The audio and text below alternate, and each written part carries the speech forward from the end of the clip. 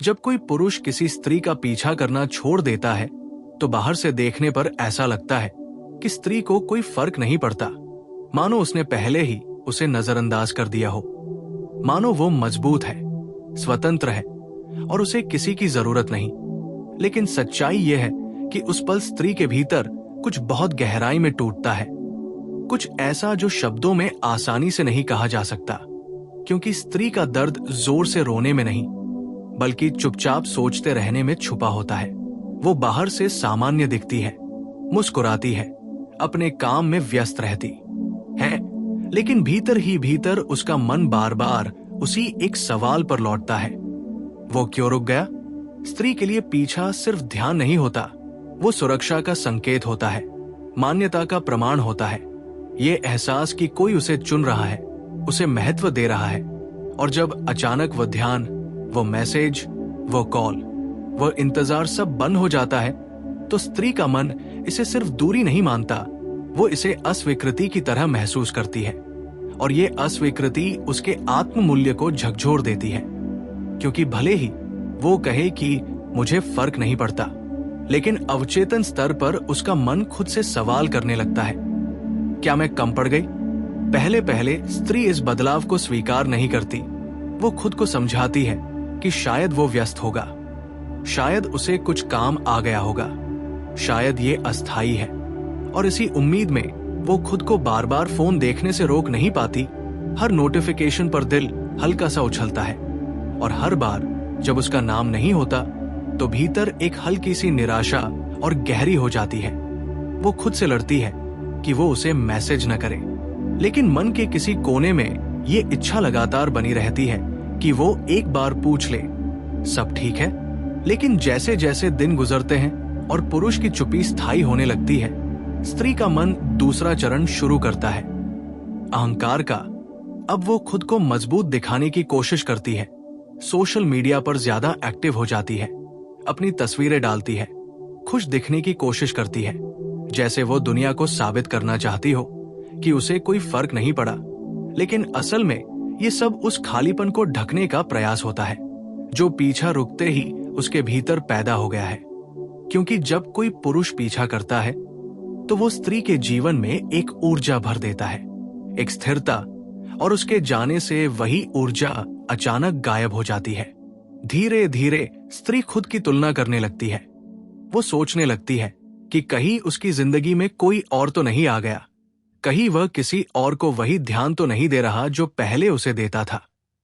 और ये विचार उसके भीतर ईर्ष्या नहीं बल्कि असुरक्षा पैदा करता है, क्योंकि स्त्री के लिए सबसे बड़ा डर किसी और से हारना नहीं होता बल्कि अप्रासंगिक हो जाना होता है।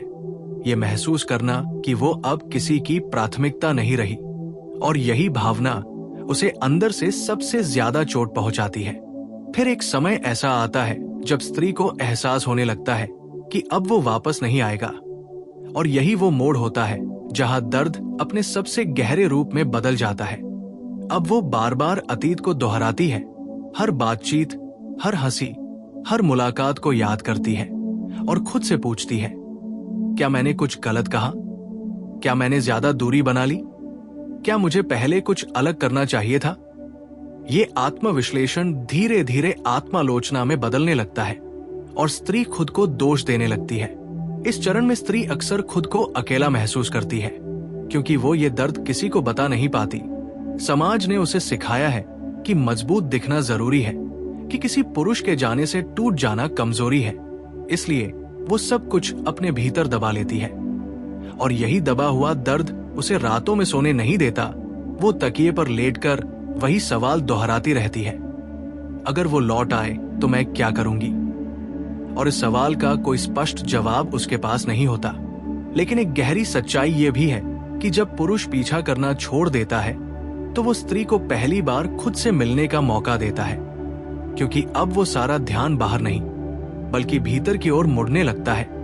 अब वो अपनी भावनाओं को समझने लगती है, ये जानने की कोशिश करती है कि वो वास्तव में क्या चाहती थी, उस पुरुष को या उस एहसास को जो वो उसे देता था। और यही समझ उसे धीरे धीरे बदलने लगती है। कुछ स्त्रियां इस दर्द में खुद को खो देती हैं और कुछ स्त्रियां इसी दर्द से खुद को गढ़ लेती है। फर्क सिर्फ इतना होता है कि कौन अपने मूल्य को किसी के पीछा करने से जोड़ती है और कौन अपने भीतर से आने वाले आत्मसम्मान से। और जब स्त्री ये समझ लेती है कि उसका महत्व किसी के रुकने या जाने से तय नहीं होता, तभी वो सच में मुक्त होती है।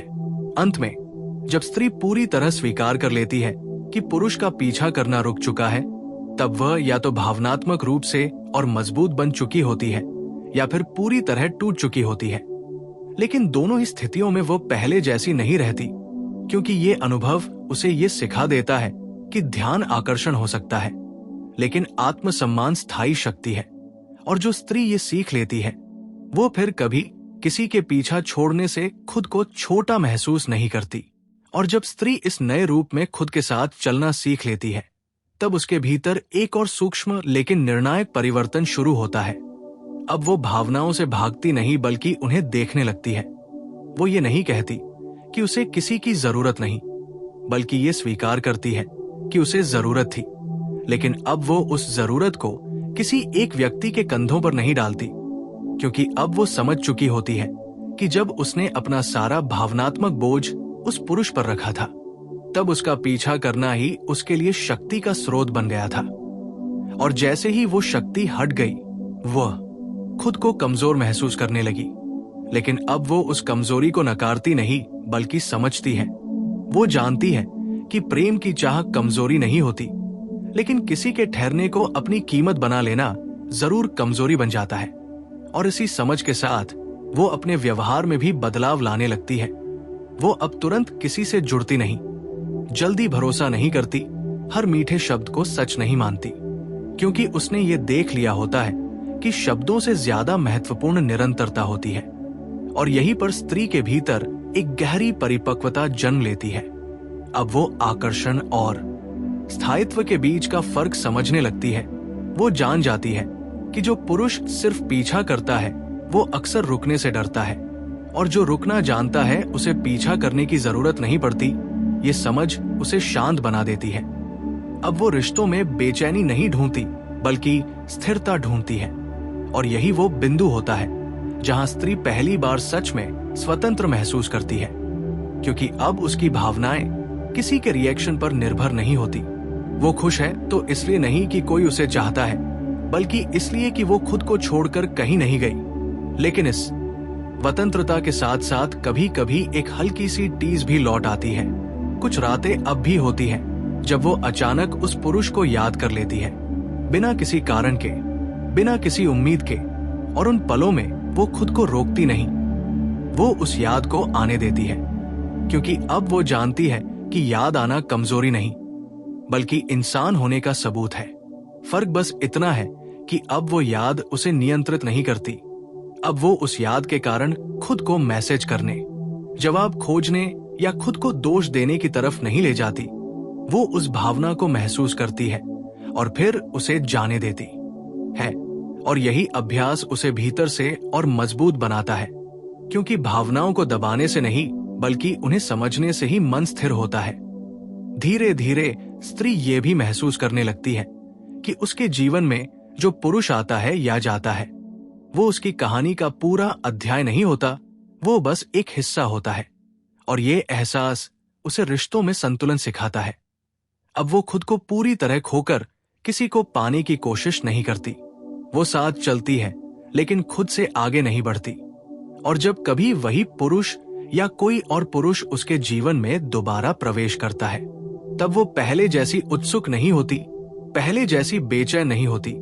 वो ध्यान से देखती है कि क्या उसके शब्द और उसके कर्म एक दूसरे से मेल खाते हैं, क्या वो सिर्फ चाहता है या निभा भी सकता है। और अगर उसे जरा सा भी दिखता है कि कहानी फिर उसी मोड़ पर जा सकती है जहां पीछा शुरू होकर ठहराव पर खत्म हो जाता है, तो वो खुद को रोक लेती है, बिना लड़ाई के, बिना आरोप के, क्योंकि अब वो जान चुकी होती है कि सबसे बड़ी ताकत किसी को रोकना नहीं, बल्कि खुद को बचा लेना होती है। और यही वो अंतिम परिवर्तन होता है जहां स्त्री पूरी तरह उस चक्र से बाहर निकल आती है जिसमें पीछा, उम्मीद, निराशा और आत्मसंदेह घूमते रहते हैं। अब वो प्रेम को भी अलग नजर से देखती है। वो जानती है कि सच्चा प्रेम शोर नहीं करता, भागता नहीं, अचानक गायब नहीं होता। वो धीरे धीरे बनता है, ठहरता है और सम्मान के साथ चलता है।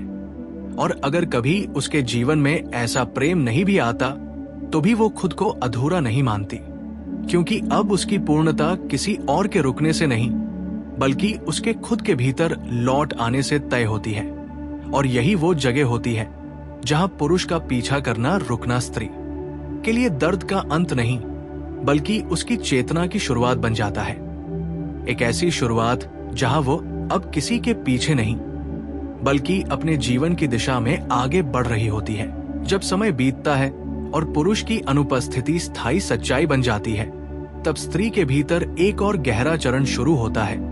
ये वो अवस्था होती है जहां अब वो सिर्फ उसकी कमी महसूस नहीं करती बल्कि अपनी ही पहचान पर सवाल उठाने लगती है।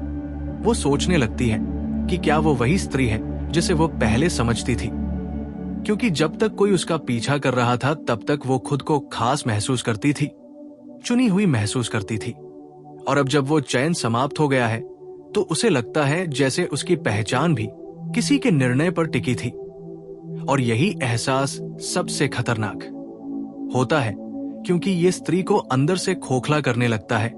वो छोटी छोटी बातों पर चिढ़ने लगती है, कभी अचानक उदास हो जाती है, कभी बिना वजह हंसने लगती है ताकि खुद को यकीन दिला सके कि वो ठीक है। लेकिन अंदर एक खाली कमरा लगातार गूंजता रहता है जहां वही प्रश्न बार बार टकराता है कि अगर वो सच में महत्वपूर्ण होती तो क्या वो रुकता नहीं। और यही प्रश्न उसे धीरे धीरे उस पुरुष से नहीं बल्कि खुद से नाराज करने लगता है, क्योंकि स्त्री जब किसी पुरुष को खोती है तो पहले उसे दोष देती है, लेकिन समय के साथ वो दोष खुद पर लेने लगती है। उसे लगने लगता है कि शायद उसने ज्यादा उम्मीद कर ली थी, शायद उसने खुद को बहुत आसानी से उपलब्ध कर दिया था, शायद उसने अपनी सीमाएं ठीक से तय नहीं की थी। और इसी आत्ममंथन में वो अपने व्यवहार, अपनी आवाज, अपने मैसेज, अपनी भावनाओं तक को गलत ठहराने लगती है। उसे लगता है कि अगली बार उसे कम महसूस कराना होगा, कम चाहना होगा, कम जुड़ना होगा, ताकि कोई फिर से उसके जीवन से यूं अचानक बाहर न निकल सके। और यहीं पर एक बड़ा बदलाव जन्म लेता है, क्योंकि ये वही बिंदु होता है जहां या तो स्त्री खुद को बंद कर लेती है या खुद को समझने लगती है। कुछ स्त्रियां इस दर्द से डरकर भावनात्मक दीवारें खड़ी कर लेती हैं।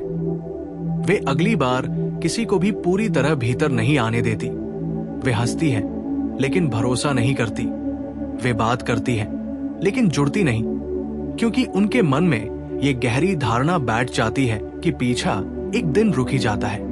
और जो स्त्रियां इस दर्द को समझने का साहस करती हैं, वे धीरे धीरे ये जानने लगती हैं कि उन्हें उस पुरुष की कमी नहीं थी बल्कि उस एहसास की लत थी जो उसके ध्यान से मिलता था। और जब ये समझ आती है तो स्त्री पहली बार ये महसूस करती है कि उसका मूल्य किसी की रुचि पर निर्भर नहीं होना चाहिए। यहीं से वो खुद को वापस चुनना शुरू करती है। वो अपने अकेलेपन को भरने के लिए किसी नए चेहरे की तलाश नहीं करती बल्कि अपने भीतर झांकना शुरू करती है। वो अपने शौक, अपने लक्ष्य, अपने अधूरे सपनों की ओर लौटती है। और ये वापसी आसान नहीं होती, क्योंकि हर कदम पर उसका मन पीछे मुड़कर देखना चाहता है। हर शांत पल में उसकी याद फिर से उभर आती है। लेकिन अब फर्क ये होता है कि वो याद उसे तोड़ती नहीं बल्कि सिखाती है। उसे ये सिखाती है कि जो पीछा करने के लिए रुक न सके वो ठहरने के लायक भी नहीं था। और जैसे जैसे ये समझ गहरी होती जाती है, स्त्री के भीतर एक शांत शक्ति जन्म लेने लगती है। वो अब ध्यान की भूखी नहीं रहती। वो अब खुद को साबित करने के लिए सोशल मीडिया पर खुशियां नहीं बेचती। वो अब किसी के आने जाने से खुद को मापती नहीं। और सबसे दिलचस्प बात यह होती है कि जब स्त्री इस अवस्था में पहुंचती है तब कई बार वही पुरुष वापस लौटने लगता है, क्योंकि पुरुष अक्सर तब आकर्षित होता है जब स्त्री पीछा किए जाने की जरूरत में नहीं रहती। लेकिन अब अगर वह लौटता भी है तो स्त्री पहले जैसी नहीं होती। अब वो उससे सवाल नहीं करती, शिकायत नहीं करती, बल्कि चुपचाप देखती है कि क्या वो ठहर सकता है। और अगर उसे जरा सी भी अस्थिरता महसूस होती है तो वो बिना शोर किए पीछे हट जाती है, क्योंकि उसने ये सीख लिया होता है कि प्रेम का पीछा नहीं किया जाता उसे चुना जाता है और यही वो अंतिम बिंदु होता है जहां स्त्री पूरी तरह बदल चुकी होती है।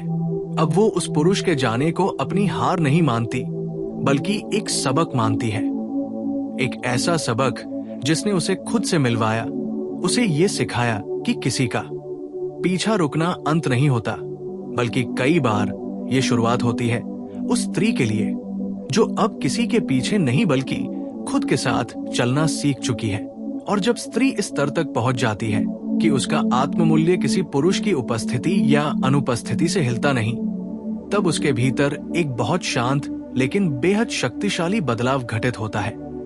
अब वो प्रेम को पाने की जल्दी में नहीं रहती, क्योंकि उसने ये समझ लिया होता है कि जो चीज जल्दी आती है वो अक्सर उतनी ही जल्दी चली भी जाती है। अब वो किसी के मैसेज देर से आने पर बेचैन नहीं होती, किसी के जवाब न देने पर खुद को कम नहीं आंकती, क्योंकि अब उसका मन ये सवाल नहीं करता कि वो क्या सोच रहा होगा, बल्कि ये पूछता है कि मैं इस व्यवहार में खुद को कैसा महसूस कर रही हूँ। और यही वो बिंदु होता है जहाँ स्त्री पहली बार रिश्तों में खुद को केंद्र में रखती है, किसी स्वार्थ से नहीं बल्कि आत्मसम्मान से। अब वो खुद को साबित करने के लिए अतिरिक्त प्रयास नहीं करने लगती, न ज्यादा समझदार बनने की कोशिश करती है, न ज्यादा त्याग करने की, क्योंकि उसने ये देख लिया होता है कि जिन रिश्तों में उसे खुद को मोड़ना पड़ा, वहां अंत में वही सबसे ज्यादा टूटी। और ये समझ उसे बहुत स्पष्ट बना देती है। अब वो उन पुरुषों से आकर्षित नहीं होती जो उसे उलझन में रखते हैं, जो कभी पास आते हैं कभी दूर जाते हैं, क्योंकि उसका मन अब अराजकता को रोमांच नहीं मानता बल्कि थकान मानता है। और यही कारण है कि अब जब कोई पुरुष उसके जीवन में आता भी है तो वो उसे उसके शब्दों से नहीं बल्कि उसके ठहराव से परखती है। वो देखती है कि क्या वो मुश्किल समय में भी वैसा ही रहता है जैसा वो आसान समय में था। क्या वो उसकी भावनाओं को सुनता है या सिर्फ तब ध्यान देता है जब उसे कुछ चाहिए होता है। और अगर इन सवालों के जवाब उसे स्पष्ट नहीं मिलते तो वो बिना किसी नाटक के पीछे हट जाती है, क्योंकि अब वो जान चुकी होती है कि अस्पष्टता सबसे बड़ा भावनात्मक जहर होती है। और इस स्पष्टता के साथ साथ एक और गहरी चीज उसके भीतर जन्म लेती है, करुणा। अब वो उस पुरुष से भी नफरत नहीं करती जिसने उसका पीछा करना छोड़ा था, क्योंकि अब वो समझती है कि हर कोई ठहरने की क्षमता लेकर नहीं आता। कुछ लोग सिर्फ आकर्षण जानते हैं, जिम्मेदारी नहीं। कुछ लोग चाहना जानते हैं, निभाना नहीं। और इस समझ के साथ उसका मन हल्का हो जाता है। अब वो बीते हुए को बार बार साबित करने की कोशिश नहीं करती, न ये जानना चाहती है कि उसने ऐसा क्यों किया, क्योंकि अब उसके लिए क्यों से ज्यादा महत्वपूर्ण अब क्या होता है और अब क्या में वो खुद को चुन चुकी होती है। अब उसका अकेलापन उसे डराता नहीं बल्कि उसे स्थिर करता है। वो अकेले कॉफी पी सकती है, अकेले सफर कर सकती है, अकेले फैसले ले सकती है। और इस अकेलेपन में उसे पहली बार ये एहसास होता है कि वो कभी सच में अकेली थी ही नहीं, वो बस खुद से दूर चली गई थी। और जब ये एहसास गहराता है तो स्त्री के भीतर एक ऐसी शांति उतरती है जो किसी के आने से नहीं आती और किसी के जाने से जाती नहीं। यही वह अवस्था होती है जहां अगर वही पुरुष दोबारा लौट भी आए तो वो उसे देखकर भावुक नहीं होती, न बदला लेने का मन बनाती है, न उसे दिखाने की कोशिश करती है कि वो कितनी आगे बढ़ चुकी है। वो बस देखती है, महसूस करती है। और अगर उसे जरा सा भी लगता है कि ये वापसी फिर उसी चक्र को दोहराएगी तो वो सम्मान के साथ खुद को अलग कर लेती है, क्योंकि अब उसने ये सीख लिया होता है कि प्रेम की सबसे बड़ी पहचान ये नहीं कि कोई तुम्हारे पीछे चला, बल्कि ये कि कोई तुम्हारे साथ चल सके। और अगर ऐसा कोई नहीं भी मिलता तो भी वो खुद को अधूरा नहीं मानती, क्योंकि अब उसका जीवन किसी एक कहानी पर निर्भर नहीं होता। अब उसके पास अपनी दिशा होती है, अपना उद्देश्य होता है। और यही वो अंतिम सत्य होता है जहां पुरुष का पीछा करना रुकना स्त्री के लिए दर्द, अपमान या हार नहीं रह जाता, बल्कि एक ऐसा मोड़ बन जाता है जिसने उसे उसकी सबसे मजबूत, सबसे सचेत और सबसे शांत अवस्था तक पहुंचा दिया होता है, जहां वह अब किसी के पीछे नहीं बल्कि अपने भीतर टिककर आगे बढ़ रही होती है। और जब स्त्री इस अवस्था में पहुंच जाती है जहां उसकी शांति किसी बाहरी पुष्टि पर निर्भर नहीं रहती, तब उसके भीतर एक बहुत सूक्ष्म लेकिन निर्णायक जागरूकता जन्म लेती है। अब वो ये नहीं पूछती कि वो मुझे क्यों छोड़कर चला गया, बल्कि ये समझने लगती है कि मैं खुद को कहाँ छोड़ आई थी। और ये प्रश्न उसे पीछे नहीं बल्कि भीतर की ओर ले जाता है, क्योंकि अब उसे दिखने लगता है कि पीछा रुकने का दर्द उतना उस पुरुष के जाने से नहीं था जितना उस कल्पना के टूटने से था, जिसमें उसने अपने भविष्य, अपनी सुरक्षा और अपने भावनात्मक संतुलन को किसी और के व्यवहार से जोड़ दिया था। और यही समझ उसे भीतर से मुक्त करने लगती है। अब वो रिश्तों को जरूरत नहीं बल्कि चुनाव की तरह देखने लगती है। वो ये नहीं सोचती कि उसे कोई चाहिए, बल्कि ये देखती है कि कोई उसके जीवन में सच में फिट होता भी है या नहीं। और ये बदलाव बहुत बड़ा होता है, क्योंकि अब वो अपनी सीमाएं स्पष्ट रखने लगती है, बिना डर के, बिना अपराध बोध के, बिना ये सोचे कि कहीं ऐसा करने से कोई उसे छोड़ न दे। क्योंकि अब उसे पता होता है कि जो उसकी सीमाओं का सम्मान नहीं कर सकता, वो उसके जीवन में रहने के योग्य भी नहीं है। और इसी स्पष्टता के साथ स्त्री के भीतर एक नया आत्मविश्वास जन्म लेता है, जो शोर नहीं करता, जो खुद को दिखाने की कोशिश नहीं करता, जो किसी को जलाने या साबित करने के लिए कुछ नहीं करता। वो बस होता है, शांत, स्थिर और गहरा। और यही वो आत्मविश्वास होता है जो सबसे ज्यादा आकर्षक भी होता है, क्योंकि अब स्त्री उपलब्ध नहीं होती लेकिन बंद भी नहीं होती। वो खुली होती है लेकिन बिखरी हुई नहीं। और इस संतुलन में वो पहली बार ये महसूस करती है कि प्रेम का मतलब खुद को खो देना नहीं बल्कि खुद के साथ रहते हुए किसी और के साथ चलना है। अब वो किसी पुरुष के अचानक दूर हो जाने को व्यक्तिगत अपमान की तरह नहीं लेती, बल्कि एक संकेत की तरह देखती है कि शायद वह इस यात्रा के लिए तैयार नहीं था। और ये सोच उसे कड़वा नहीं बल्कि करुणामय बनाती है, क्योंकि अब वो ये समझ चुकी होती है कि हर कोई गहराई सहन नहीं कर सकता, हर कोई ठहराव के लिए नहीं बना होता। कुछ लोग बस आते हैं ताकि हमें खुद से मिलवा सकें और चले जाते हैं। और जब ये समझ पूरी तरह भीतर उतर जाती है, तब स्त्री को पहली बार ये एहसास होता है कि उसका सबसे बड़ा रिश्ता किसी पुरुष के साथ नहीं बल्कि खुद के साथ है। और जब वो इस रिश्ते को निभाना सीख लेती है, तब दुनिया के बाकी सारे रिश्ते या तो जुड़ते हैं या अपने आप छूट जाते हैं। लेकिन अब उनके जाने से उसका संतुलन नहीं बिगड़ता, क्योंकि अब उसका केंद्र कहीं बाहर नहीं बल्कि भीतर होता है। और यही वो अंतिम परिवर्तन होता है जहां पुरुष का पीछा करना रुकना सिर्फ एक घटना नहीं बल्कि एक चेतना परिवर्तन बन जाता है। एक ऐसा मोड़ जिसने स्त्री को यह सिखा दिया कि जो उसे चुनता है वही उसके साथ चलता है, और जो बीच रास्ते में रुक जाता है वो कभी मंजिल का हिस्सा था ही नहीं। और इस समझ के साथ वो आगे बढ़ जाती है, बिना गुस्से के, बिना शिकायत के, बिना अधूरेपन के, क्योंकि अब वो जानती है कि सबसे गहरी जीत किसी को वापस पा लेना नहीं बल्कि खुद को वापस पा लेना होती है।